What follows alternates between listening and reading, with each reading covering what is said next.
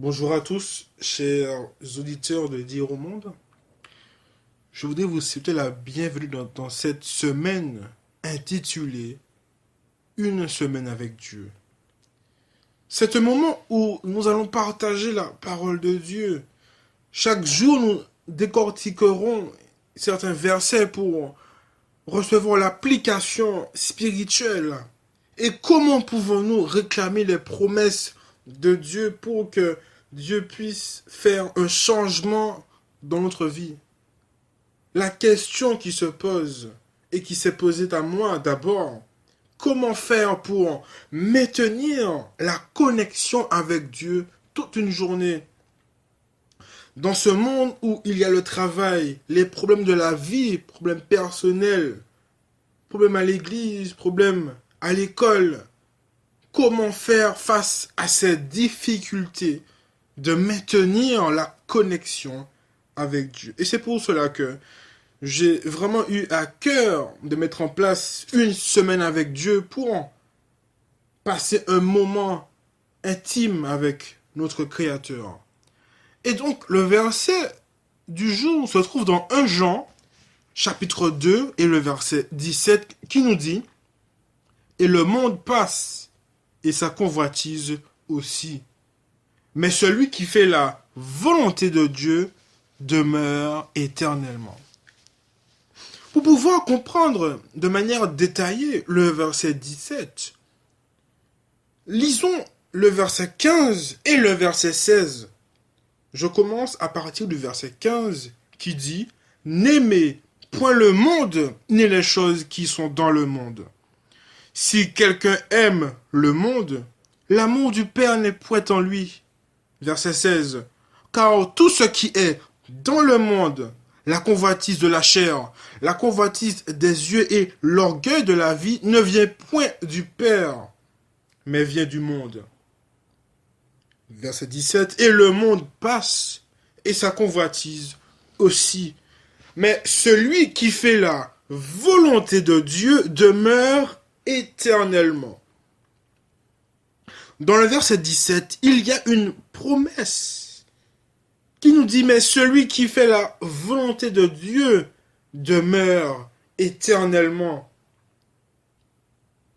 Et donc, la question que je me pose à moi et que je me pose à vous, chers auditeurs de Dire au Monde, comment faire pour faire la volonté de Dieu dans ce monde de péché, avec cette nature qui est charnelle? Chers amis, notre seule source de salut se trouve en Jésus-Christ. Et pour pouvoir faire la volonté de Dieu, il nous faut demeurer en Jésus-Christ. Chers amis, la parole de Dieu nous dit dans Jean 15 et le verset 5, Jean 15 et le verset 5, où Jésus parle à ses disciples. Et il partage avec ses disciples quelque chose de très important. Jean 15, lisons à partir du verset 1. « Je suis le vrai cep, et mon Père est le vigneron. Tout serment qui est en moi et qui ne porte pas de fruit, il le retranche. Et tout sarment qui porte du fruit, il l'émonde afin qu'il porte encore plus de fruits. Déjà vous êtes purs à cause de la parole que je vous ai annoncée. » Ce qui nous rend purs, frères et sœurs, c'est la parole de Dieu. Et dans Jean 1, nous lisons et nous comprenons que la parole qui a été faite chair, c'est Jésus-Christ. Et lorsque la parole nous dit « Vous êtes purs à cause de la parole que je vous ai annoncée », celui qui nous rend purs, c'est Jésus-Christ. Jean 15, le verset 4. « Demeurez en moi, et je demeurerai en vous. Comme le sarment ne peut de lui-même porter du fruit, s'il ne demeure attaché au cep. Ainsi, vous ne le pouvez non plus si vous ne demeurez en moi, je suis le cep, vous êtes les sarments. Celui qui demeure en moi et en qui je demeure porte beaucoup de fruits. Car sans moi, vous ne pouvez rien faire. Chers amis, pour comprendre que sans Jésus, nous ne pouvons rien faire, il nous faut d'abord comprendre notre état. Le péché est entré dans le monde. Et à cause de cette conséquence-là, il y a certaines choses que nous ne pouvons pas faire de nous-mêmes puisque notre chair fait naturellement le mal. Et l'apôtre Paul l'a si bien décrit, chers frères et sœurs. Le mal est attaché à moi, nous dit l'apôtre Paul. Mais comment faire pour être délivré de ce corps? Il nous faut demeurer en Christ. Il nous faut passer du temps dans la parole de Dieu et dans la méditation. L'apôtre Paul nous dit dans Romains, je fais le mal que je ne veux pas faire et je fais le bien et je ne fais pas le bien, que je veux. Et si je ne fais pas le bien que je veux, c'est parce que le mal est attaché à moi. Chers amis, il y a une loi dans notre chair qui n'est pas soumise à la volonté de Dieu. Et c'est pour cela que lorsque quelqu'un nous dit quelque chose qui nous déplaît, la chair répond naturellement, de manière négative. Mais comment faire pour vaincre la chair? C'est ce qu'on appelle la sanctification. Mais comment faire pour se sanctifier? La sanctification se fait en 3 phases. Et c'est ce que nous enseigne le sanctuaire. Et plus particulièrement dans le lieu saint, où il y a les 12 pains de proposition qui représentent la parole de Dieu. Mais pourquoi le chiffre 12? Le chiffre 12 représente le peuple de Dieu. Et donc, dans ce symbole, c'est-à-dire les 12 pains de proposition, Dieu nous dit qu'il y a assez de nourriture spirituelle pour tout son peuple. Deuxièmement, il y a l'autel des parfums, qui représente la prière. Notre prière se mélange au mérite de Jésus-Christ. C'est seulement à travers les mérites de Jésus-Christ que nous pouvons approcher du trône de la grâce. Et troisièmement, c'est le témoignage accompagné de la puissance du Saint-Esprit. Le Saint-Esprit, c'est la personne de la divinité qui nous révèle le mal qui est en nous. La troisième personne de la Trinité, c'est celle qui nous convainc de péché. Nous ne savons pas de nous-mêmes ce qui est bon ni ce qui est mauvais, si ce n'est l'Esprit de Dieu qui nous le révèle.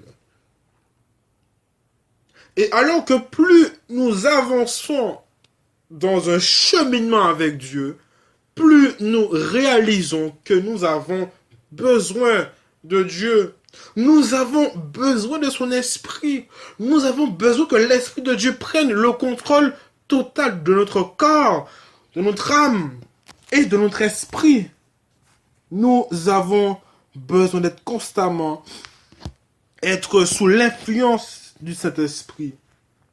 Et c'est pour cela que il nous faut passer suffisamment de temps dans la lecture de la parole, j'insiste, dans la prière. La prière, c'est ce qui nous donne, c'est ce qui nous permet d'accéder au trône de la grâce. Le verset nous dit, frères et sœurs, et le monde passe, et sa convoitise aussi. Mais celui qui fait la volonté de Dieu demeure éternellement. Les choses du monde sont passagères. Les choses du monde nous retiennent captifs. Mais captifs de quoi? Captifs de l'esclavage du péché.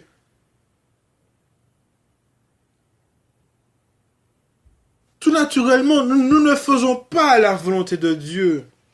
Chers amis, Jésus-Christ est venu sur cette terre pour faire deux choses. La première chose, c'est le pardon de nos péchés. Et la deuxième chose que Jésus a accomplie à travers sa mort, c'est la victoire sur le péché dans ce monde où le péché règne avec cette nature charnelle. Frères et sœurs, lorsque nous passons du temps avec Dieu par la prière, nous crucifions la chair et ses désirs. La parole nous dit dans Galates 5, le verset 16, « Je vous dis donc, marchez selon l'esprit, et vous n'accomplirez pas les désirs de la chair, car la chair a des désirs contraires à ceux de l'esprit, et l'esprit en a de contraires à ceux de la chair. Ils sont opposés entre eux, afin que vous ne fassiez point ce que vous voudriez. » Il y a une opposition entre la chair et l'esprit. Mais inconsciemment, frères et sœurs, nous nourrissons la chair. Si nous voulons faire la volonté de Dieu, si nous voulons réclamer cette promesse, dans Galates 5, le verset 16 qui nous dit « Marchez selon l'esprit, et vous n'accomplirez pas les désirs de la chair. » Il n'y a pas de peut-être, il n'y a pas de il est possible que. La parole est claire. Vous n'accomplirez pas les désirs de la chair. Maintenant, comment nous nourrissons la chair? Il nous faut comprendre certaines choses. L'âme a plusieurs portes. La bouche, l'oreille et les yeux. Ce que nous mangeons, ce que nous regardons et ce que nous écoutons. Ce sont les canaux par lesquels la chair est nourrie. Mais ce qui nourrit de manière physique la chair, c'est par la bouche. Mais ce qui nourrit de manière spirituelle la chair, c'est à travers les yeux et à travers l'oreille. Ce que nous regardons et ce que nous écoutons. Chers amis, comment pouvons-nous écouter la musique du monde et penser que nous pouvons avoir la victoire sur le péché? Comment pouvons-nous regarder des choses immorales, des choses qui ne glorifient pas Dieu et penser que Dieu va nous accorder sa bénédiction? Si nous voulons avoir la victoire sur le péché, il y a des choses que nous devons mettre de côté. Si nous voulons être sauvés, il y a des choses que nous devons complètement oublier, mettre de côté et ne plus regarder en arrière. Et de la même manière que lorsque Dieu voulait détruire Sodome et Gomorrhe, il a envoyé ses anges pour prévenir Lot et sa famille. Et il a ordonné à Lot de quitter Sodome et Gomorrhe. Et il y a une chose dont il a fait mention, ne regarde pas en arrière. Chers amis, pour que Lot ait la vie, il ne fallait pas qu'il regarde en arrière. Il fallait faire un choix. Chers amis, lorsque nous donnons notre cœur à Dieu, il y a des choses que nous devons délaisser. Il y a des choses que nous devons abandonner. Chers amis, lorsque nous approchons le trône de la grâce, il nous faut être francs avec Dieu. Il faut dire à Dieu nos problèmes, nos soucis. Jésus-Christ ne se fatigue pas d'entendre nos problèmes, au contraire, il est là pour cela. Jésus-Christ est là. Il n'est pas loin. Il suffit juste de se mettre à genoux et de prier le Père et de nous humilier et de reconnaître notre état de dépendance à la divinité de Jésus-Christ. Chers amis, c'est dur de se détacher du péché, mais il faut être franc avec Dieu. Et quand je dis être franc avec Dieu, dans la prière, il faut lui dire, Seigneur, j'aime ce péché. Je ne vais pas mentir, Père, j'aime pécher. Le péché, c'est bon. Le péché m'apporte de la satisfaction, mais je reconnais que ce sont les choses du monde qui vont me condamner. Je reconnais que si je ne te soumets pas ma volonté entre tes mains, le diable prendra le dessus, Seigneur. Daigne prendre ma volonté entre tes mains, Seigneur. Prions cette prière, dites à notre Dieu, j'ai la volonté de faire le bien, mais je n'ai pas le pouvoir de faire le bien. Je te prie, Père éternel, de prendre ma volonté entre tes mains, afin que tu me donnes le pouvoir de faire ta volonté. Chers amis, c'est pas nous qui allons garder les commandements de Dieu. C'est Dieu, à travers la puissance de son Esprit Saint, qui va nous permettre d'observer tous les commandements. Il nous faut soumettre à Dieu toutes choses. Il nous faut exposer à Dieu tous nos problèmes, tous nos soucis. Notre Dieu, c'est notre Créateur. Rien n'était possible à Dieu. Comment garder la communication avec Dieu aujourd'hui? Il faut mettre des heures, plusieurs heures de prière dans la journée. Comment moi je fais? Je prie chaque 3 heures, 9 heures, midi, 15 heures, 18 heures, 21 heures. Mais ce n'est pas le nombre de fois qui va me sauver. Mais je comprends que sans Dieu, je ne peux rien faire. Je comprends que si Dieu n'est pas dans ma vie c'est un échec total. Lorsque je prie, je demande à Dieu de m'aider. Je demande à Dieu de me donner la force de faire le bien. Je demande à Dieu de mettre la haine du péché dans mon cœur. Oui, chers frères et sœurs, c'est la seule chose que Dieu permet. La seule haine que Dieu permet à l'homme d'avoir, c'est la haine du péché. Il faut demander à Dieu la haine du péché, l'horreur du péché, le dégoût pour le péché. Il nous faut demander à Dieu la force de résister. La parole nous dit, soumettez-vous à Dieu, résistez au diable et il fuira loin de vous. C'est une promesse que nous pouvons réclamer. Chers amis, mettons en place des heures de prière avec Dieu pour que Dieu fasse pour nous ce que nous ne pouvons pas faire de nous-mêmes. Et alors que cette journée commence, nous voulons commencer cette journée avec Dieu. Je te prie, toi qui m'écoutes, de faire avec moi cette prière. Père éternel, je te prie, mon Dieu, car sans toi, je ne peux rien faire. Je reconnais mon état de dépendance envers toi. Sans toi, je ne peux rien faire. Tu es ma force lorsque je suis faible. Tu es ma joie dans la tristesse. Tu me consoles lorsque j'ai l'impression que mon monde va s'écrouler. Je te remets entre tes mains cette journée, Père éternel. Que ton Saint-Esprit me révèle toutes les choses qui m'empêchent d'avancer avec toi. Que ton Saint-Esprit me révèle les choses que je dois abandonner. Père éternel, je veux faire ta volonté et ta volonté seulement. Et je réclame cette promesse, Père éternel, ainsi que tous ceux qui m'écoutent, qui se trouvent dans Psaume 139, le verset 23 et 24 qui nous dit « Éprouve-moi et connais mes pensées.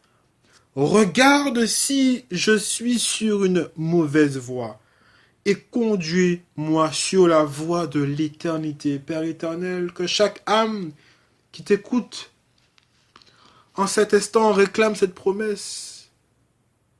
Conduis-nous, ô Dieu, sur la voie de l'éternité, Père éternel. Conduis-nous sur la voie de l'éternité. Nous te remettons cette journée entre tes mains. Je t'ai prié, mon Dieu, au nom de Jésus. Amen. Je te remercie, chers frères, chères sœurs, d'avoir accordé cet instant avec notre Père céleste. Réclame plusieurs fois dans la journée cette promesse qui se trouve dans Psaume 139, le verset 23 et 24. Lorsque tu réclames cette promesse, demande à Dieu d'augmenter ta foi pour que tu aies confiance en Dieu, qu'il te conduise sur la voie de l'éternité. Ne doute pas de la promesse, mais sache que Dieu répond. Et quand Dieu répond, c'est avec puissance. Je te souhaite une bonne journée. Que Dieu te garde et que Dieu te bénisse. Amen.